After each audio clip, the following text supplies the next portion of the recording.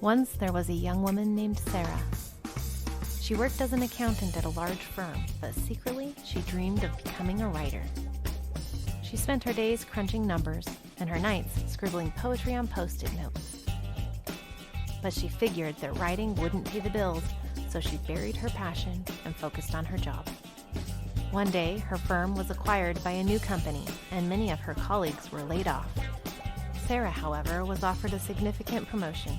As she contemplated the offer, she realized that she really didn't want to spend the rest of her life working in a job that didn't fulfill her. She knew that she needed to be true to herself and follow her passion for writing. So she wrote to her boss on a Post-it note, "I quit," but thought it better to solidify her decision in case she second-guessed it later. She wrote it dozens more times on Post-it notes and covered her boss's entire door with them.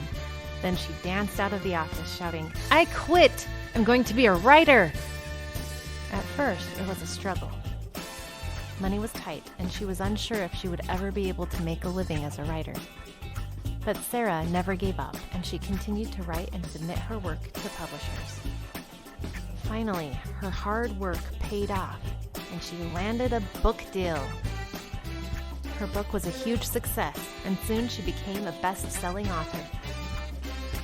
Sarah's authenticity allowed her to live a life true to herself and her passion, and she reaped the rewards of it. Her decision to leave her job was difficult at first, but it ultimately led her to a life filled with happiness and success. And a whole lot more Post-it notes. This story shows how being true to oneself can be difficult, but it ultimately leads to a life of fulfillment and success. And if you're lucky, you might even get to shout, "I quit!" in a fancy office.